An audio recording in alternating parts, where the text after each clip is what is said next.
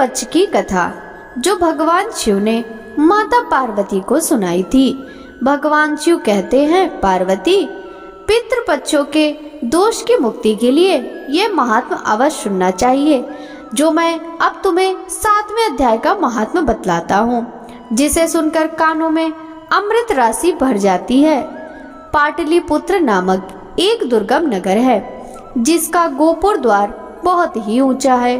उस नगर में शंकुकर्ण नामक एक ब्राह्मण रहता था। उसने वैश्य वृत्ति का आश्रय लेकर बहुत धन कमाया, किंतु ना तो कभी पितरों का तर्पण किया और न देवताओं का पूजन ही।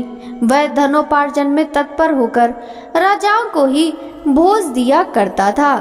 एक समय की बात है, उस ब्राह्मण ने अपना चौथा विवाह करने के लिए पुत्रों और बंधुओं के साथ यात्रा की। मार्ग में आधी रात के समय जब वह सो रहा था, तब एक सर्प ने कहीं से आकर उसकी बाह में काट लिया। उसके काटते ही ऐसी अवस्था हो गई कि मणि, मंत्र और औषधि आदि से भी उसके शरीर की रक्षा असाध्य जान पड़ी। तत्पश्चात कुछ ही क्षणों में उसके प्राण पखेरु उड़ गए।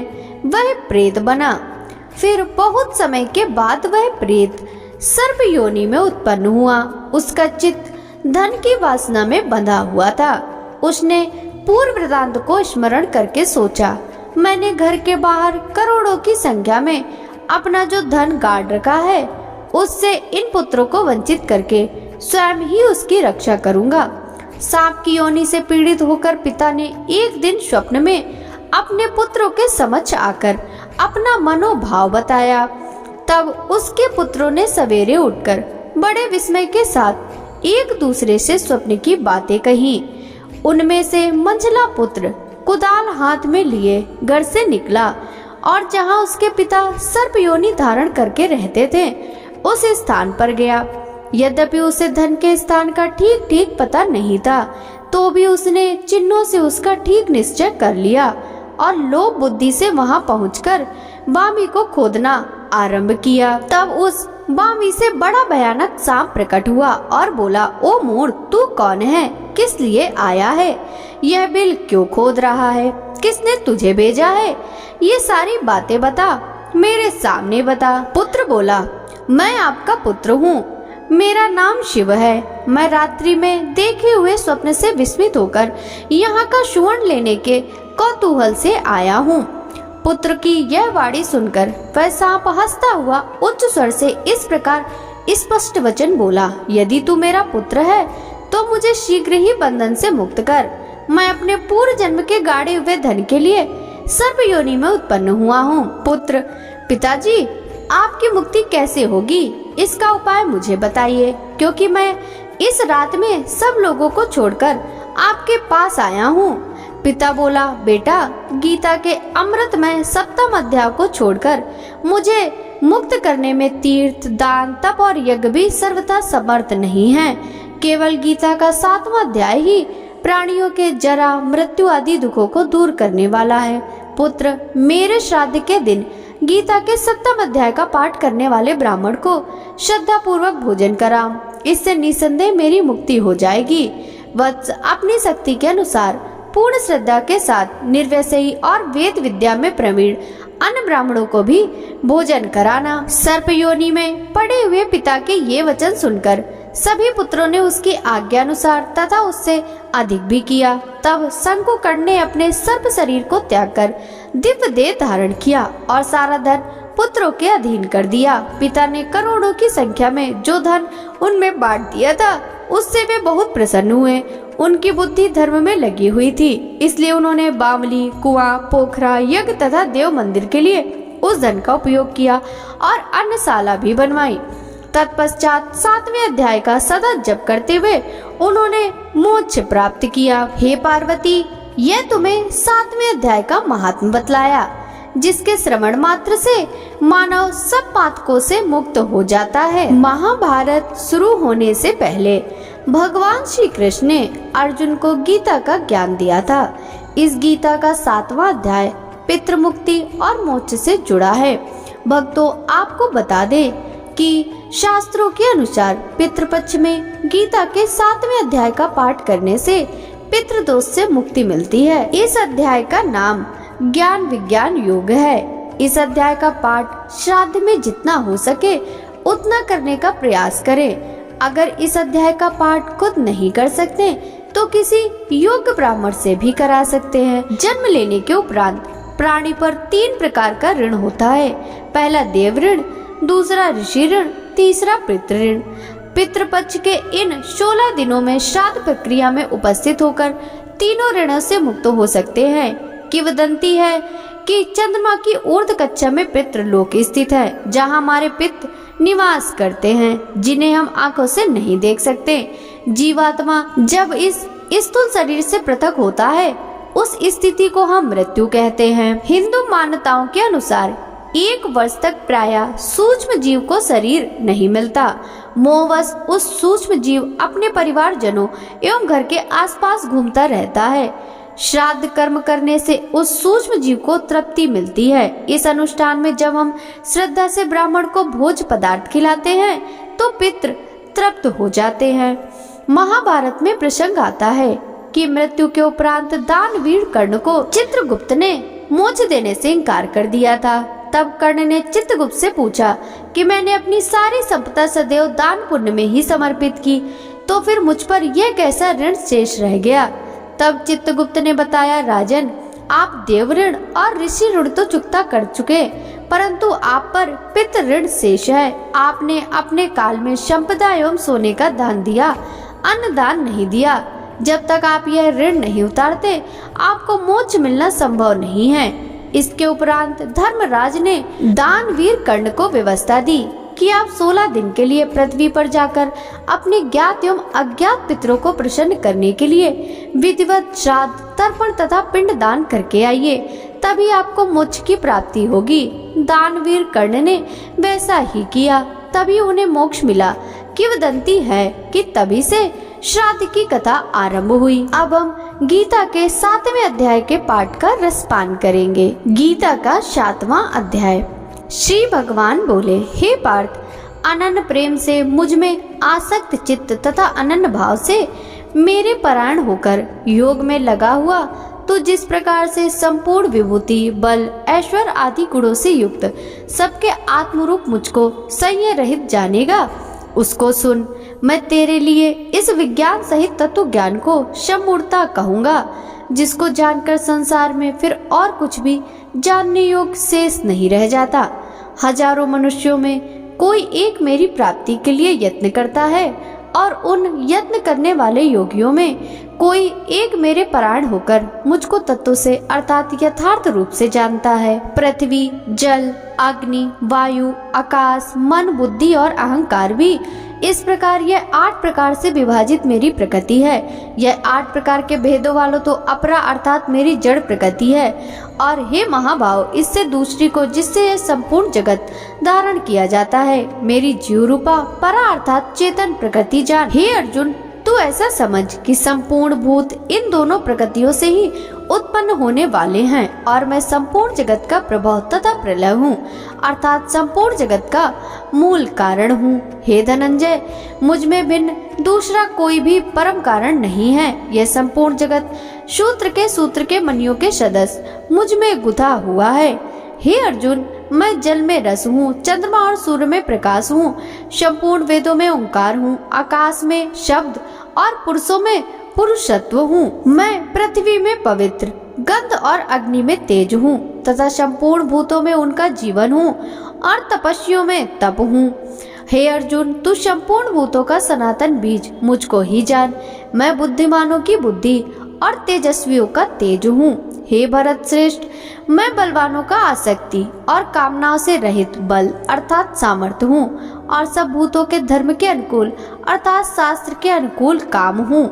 और भी जो सत्व गुण से उत्पन्न होने वाले भाव हैं और जो रजोगुण से तथा तमोगुण से होने वाले भाव हैं, उन सबको तू मुझसे ही होने वाले ऐसा जान। परंतु वास्तव में उनमें और वे मुझ में नहीं हैं। गुणों के कार्य रूप सात्विक, राजस और तामस, इन तीनों प्रकार के भावों से यह सारा संसार प्राणी समुदाय मोहित हो रहा है, इसलिए इन तीनों गुणों से परे मुझ अविनाशी को नहीं जानता, क्योंकि यह अलौकिक अर्थात अति अद्भुत त्रिगुणमयी मेरी माया बड़ी दुस्तर है। परंतु जो पुरुष केवल मुझको ही निरंतर भजते हैं, वे इस माया को उल्लंघन कर पाते हैं, अर्थात संसार से तर जाते हैं। माया के द्वारा जिनका ज्ञान हरा जा चुका है, ऐसे आसुर स्वभाव को धारण किए हुए हैं। मनुष्यों में नीच दूषित कर्म करने वाले मूढ़ लोग मुझको नहीं बसते, अर्थात आर्त, जिज्ञासु और ज्ञानी, ऐसे 4 प्रकार के भक्तजन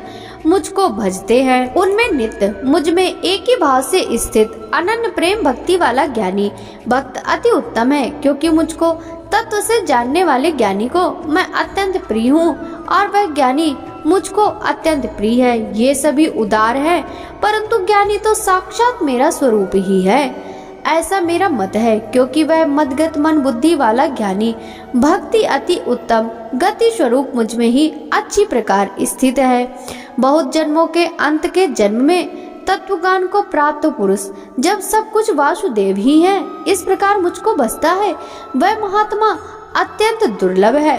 उन भोगों की कामना द्वारा जिनका ज्ञान हारा जा चुका है, वे लोग अपने स्वभाव से प्रेरित होकर उस नियम को धारण करके अन्य देवताओं को भजते हैं, अर्थात पूजते हैं। जो सकाम भक्त जिस जिस देवता के स्वरूप को श्रद्धा से पूजना चाहता है, उस भक्त की श्रद्धा को मैं उसी देवता के प्रति स्थिर करता हूँ।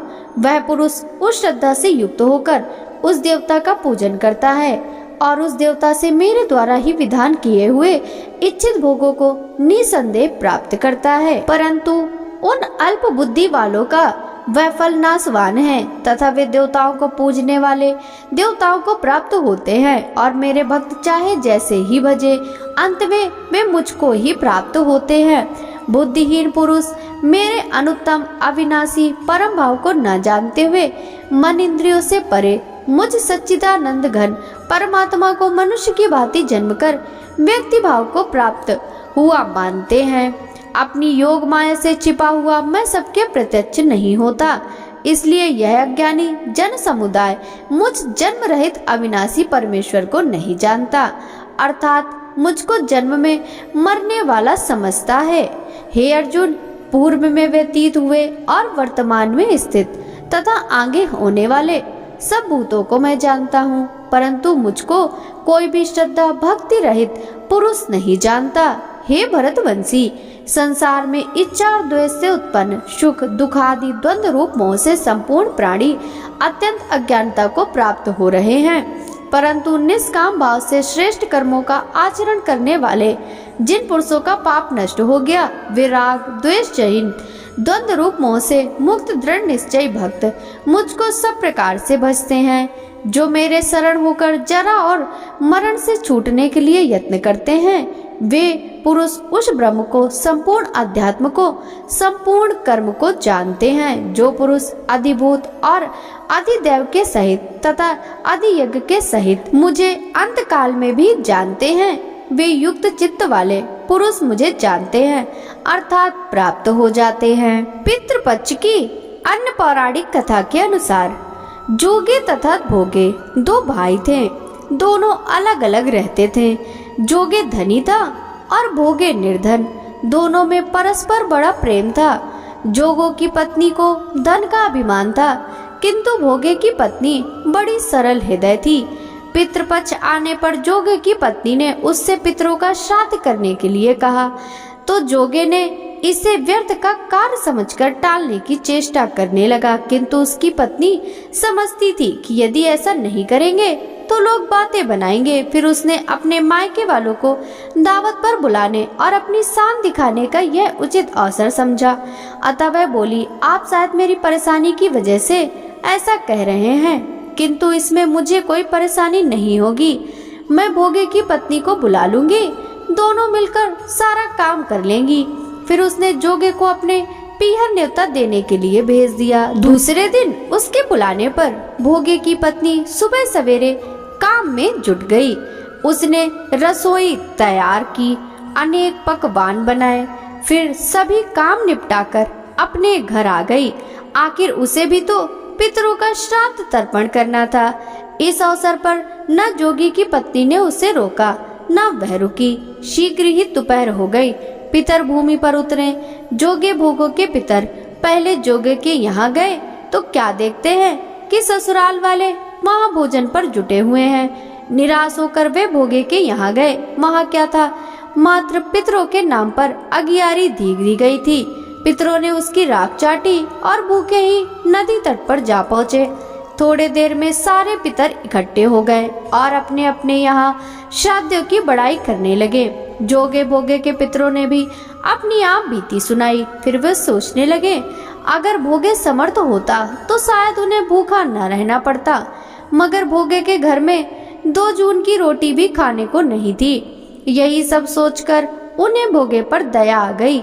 अचानक वे नाच नाच कर गाने लगे, भोगे का घर धन हो जाए, भोगे के घर धन हो जाए। सांझ होने को हुई। भोगे के बच्चों को कुछ भी खाने को नहीं मिला था। उन्होंने माँ से कहा, भूख लगी है। तब उन्हें टालने की गरज से भोगे की पत्नी ने कहा, जाओ, आंगन में हौदी औंधी रखी है, उससे जाकर खोलो और जो कुछ मिल जाए बांट कर खा लेना। बच्चे वहां पहुंचे तो क्या देखते हैं कि हौदी मोहरों से भरी पड़ी है। वे दौड़े दौड़े माँ के पास पहुंचे और उसे सारी बातें बताई। आंगन में आकर भोगे की पत्नी ने यह सब कुछ देखा तो वह भी हैरान रह गई। इस प्रकार भोगे भी धनी हो गया, मगर धन पाकर वह घमंडी नहीं हुआ। दूसरे साल का पितृपक्ष आया।